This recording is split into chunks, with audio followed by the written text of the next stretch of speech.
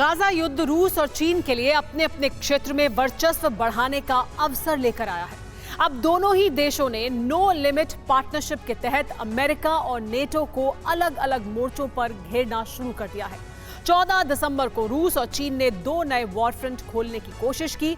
Europe में रूस के ड्रोन नेटो के एयर स्पेस में घुस गए और एशिया में रूस चीन के फाइटर जेट दक्षिण कोरिया के वायु सीमा लांघ गए। रूस चीन के इस कदम से एशिया से लेकर वॉशिंगटन तक ग्लोबल अलर्ट जारी हो गया।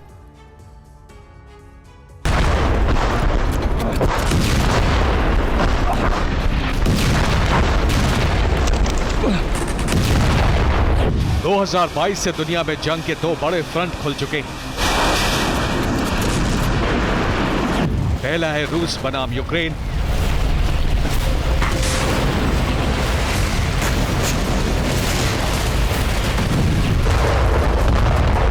दूसरा फ्रंट 2023 के अक्टूबर महीने में अरब में खुला, इजराइल बनाम हमास की जंग।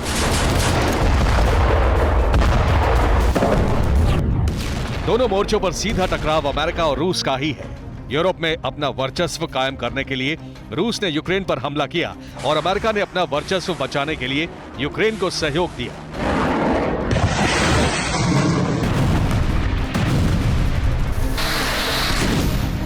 अरब में भी यही हो रहा है। अमेरिका को अपना वर्चस्व बचाना है। रूस सहित चीन भी अरब में अपनी पकड़ मजबूत करने की कोशिश में लगा है।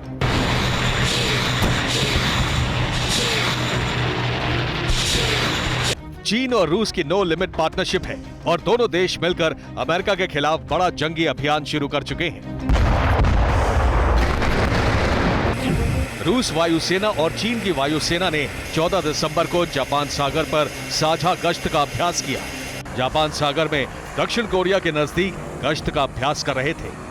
जापान सागर के ऊपर रूस चीन के विमान दक्षिण कोरिया की वायु सीमा में घुस गए। दक्षिण कोरिया ने कहा है कि रूस चीन के विमान उसके तट से 22 किलोमीटर दूर थे। इसके जवाब में दक्षिण कोरिया ने अपने फाइटर जेट उतार दिए, जिससे रूस चीन के विमान लौट गए। एशिया के साथ साथ रूस ने यूरोप में अमेरिका की अगुवाई वाले नेटो देशों की वायु सीमा का उल्लंघन किया है। 14 दिसंबर को रूस ने यूक्रेन पर इस महीने का सबसे बड़ा हमला किया। रूस ने यूक्रेन पर 19 से ज्यादा मिसाइलें बरसाईं। मिसाइल हमलों के साथ साथ यूक्रेन के शहरों पर कामिकाजी ड्रोन हमले भी किए गए। यूक्रेन पर हमले के दौरान ही रूस ने नेटो सदस्य रोमानिया की सीमा का उल्लंघन किया। रूस के कई कामिकाजी ड्रोन रोमानिया की वायु सीमा में देखे गए। इनके जवाब में जर्मनी ने यूरो फाइटर जेट उड़ाए। जर्मनी ने कहा कि रूस के 2 से ज्यादा ड्रोन रोमानिया की सीमा में दाखिल हुए। इन ड्रोन पर हमला करने की इजाजत नहीं थी। एक ड्रोन रोमानिया की वायु सीमा में ही फट गया। दक्षिण कोरिया और रोमानिया को रूस चीन की घुसपैठ से कोई नुकसान नहीं हुआ, लेकिन अगर ऐसा होता तो युद्ध के 2 नए फ्रंट एशिया और यूरोप में एक साथ खुल सकते थे।